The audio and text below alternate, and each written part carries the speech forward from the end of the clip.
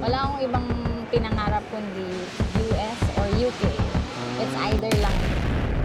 Task mo in a day na ang hawak mong pasyente, 60 patients, tapos dadalawa lang kayo. Hindi ko makapaniwala na nakakapag-work ako sa isang ganong klase. Hospital. Yung alam mo yan, yung feeling mo yung pag nanonood ka ng movie, kausap mo yung mga Amerikano, parang may caption sa baba, tapos pinaprocess mo pa. Naiintindihan ka kasi hindi naman palaging okay.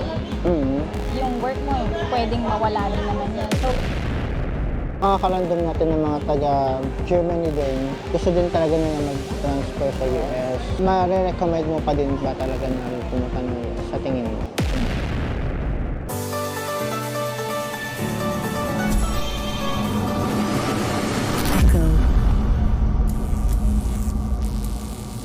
Hey mga kalandong, ako po si Echo, nurse dito sa Germany. Actually wala kami sa Germany, nasa Paris kami. And today, meron tayong special na visitor.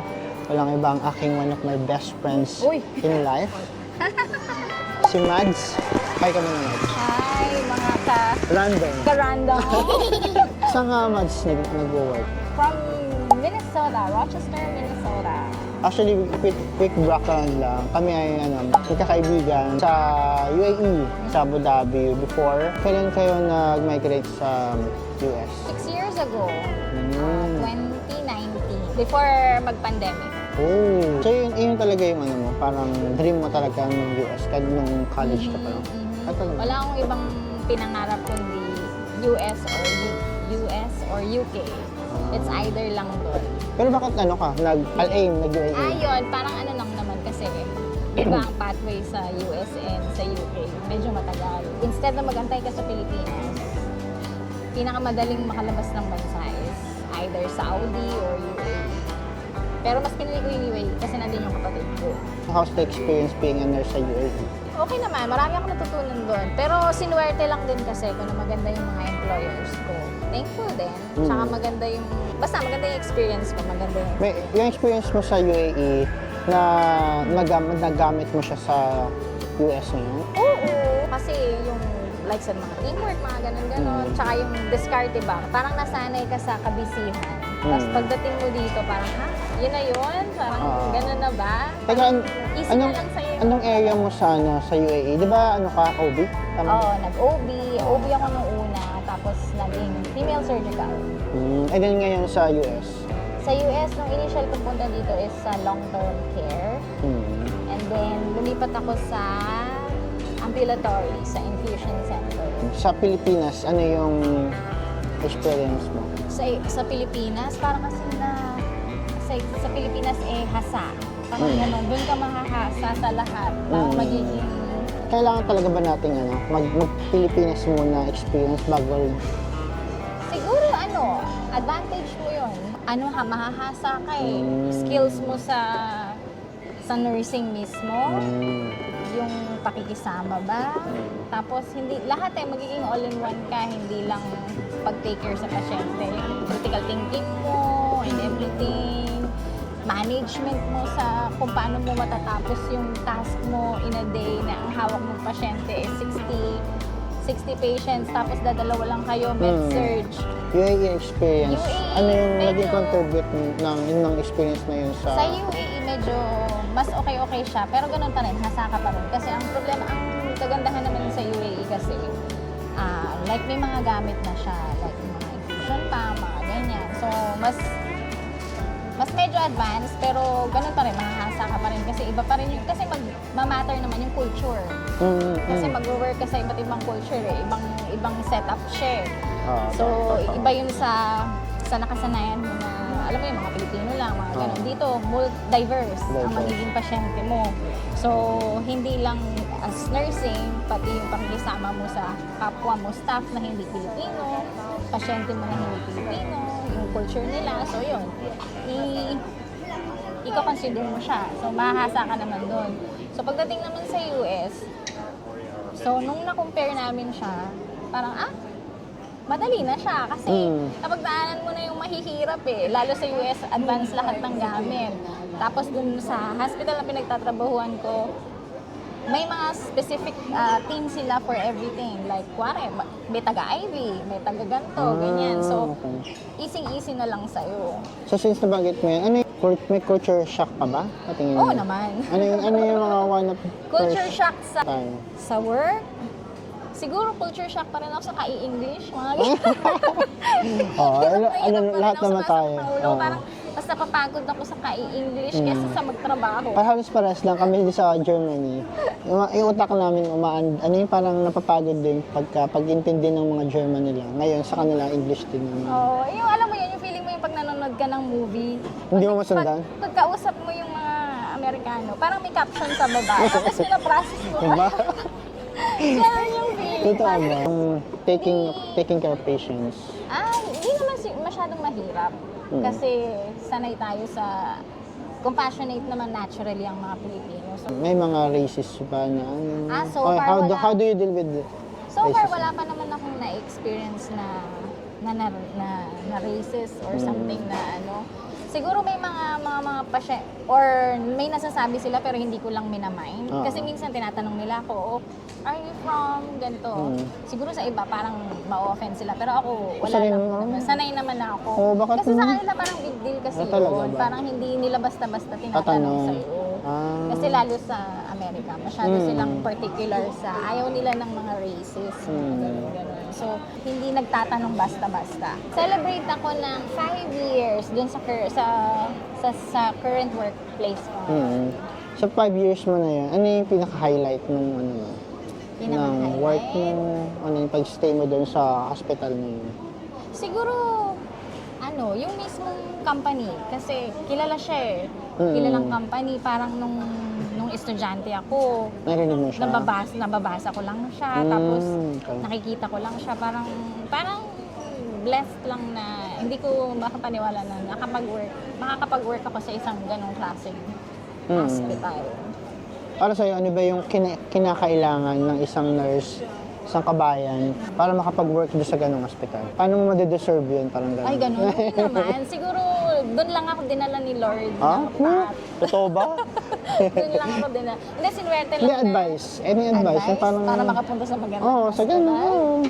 Kasi hindi naman yun basta-basta ibibigay na lang sa'yo nung... Tapang lang ng loob. Tapang. Totoo, di ba? Oo, hindi. Tsaka maging passionate ka lang siguro sa ginagawa mo.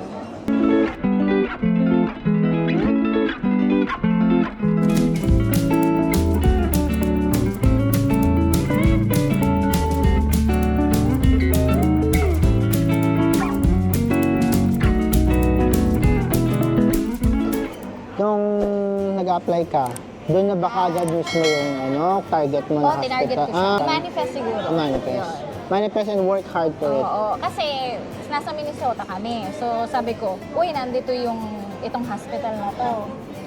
So, yung umpisang work ko is long term sa mga nursing home. Sabi ko, pagkatapos ko yung kontrata ko, dito ako dito ako mag-apply. So, minanifest ko na rin siya. Ang nangyari, nag-end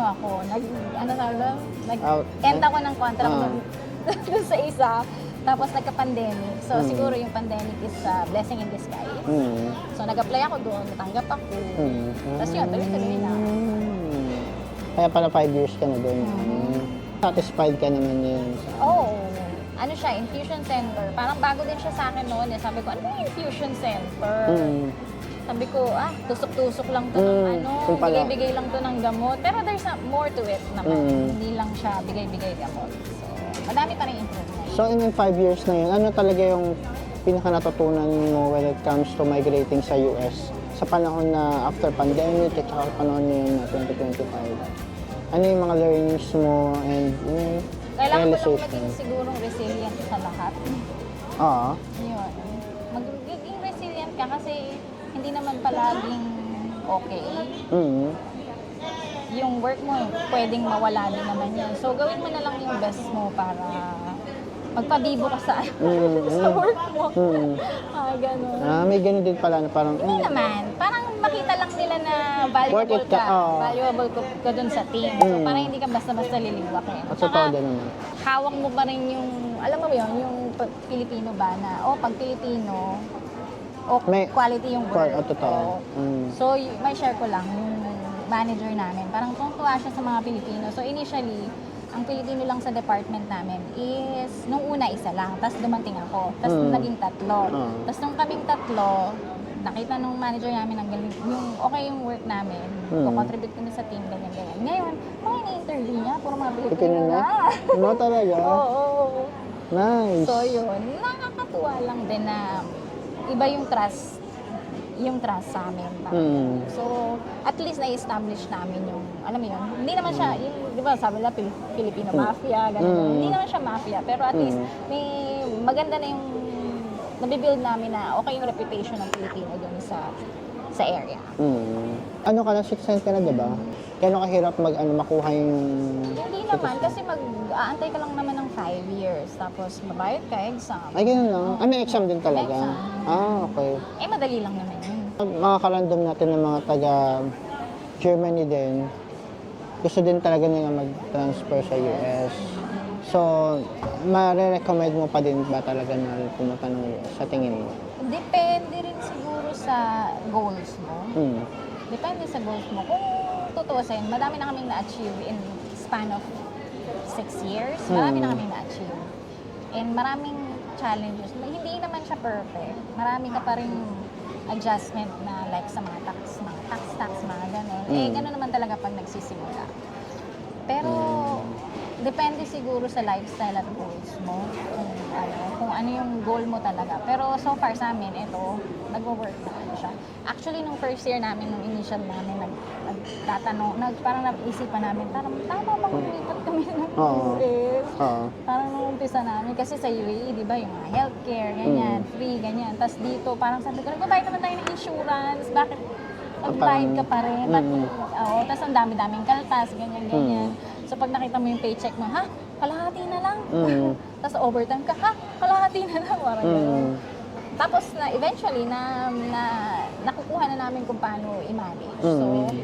So despite ng mga ganong challenges, na-overcome nyo pa din yun? Okay pa rin. Advisable pa rin siya. Pero depende nga yun sa goals mo. How grateful are you na ngayon kang trabaho sa US? How grateful are you na andun yung family mo? Ay, oo naman. Super. Super. Parang hindi na ako makahiling pa ng iba pa. Parang super thank you na lang na from family, friends, trabaho, binigyan ka ng ganong blessings. So super grateful. Parang hindi na ako makakahiling pa. Yung mga roundabout family. Diyos ko po. Shout out din pala dyan, JK! I miss you! Noon lang, inom-inom lang tayo doon sa aming bahay. Ngayon nasa Paris na kami. Sa Paris na kami. Sana sa susunod kami naman yung bisitahin nyo dito. Or tayong lahat. Inuman tayo ulit.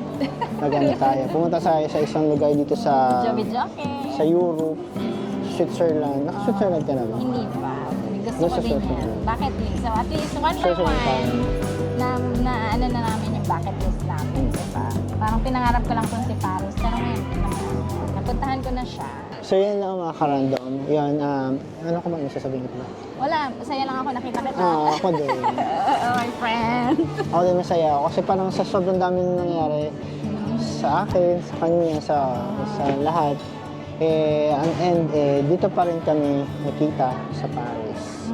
Ayan yung na-miss ko sa'yo, yung mga words of wisdom, yung mga random kung... Oo, dati, parang... Exponer. Yung mga panat. Nung hindi pa siya, wala pa siyang family, kami talaga yung magkakasama na. Alam niya lahat ng pamilya mo. Diba? Pero ngayon, yun nga, parang nakakatawa lang na sometimes, may mga difficulties tayo sa buhay.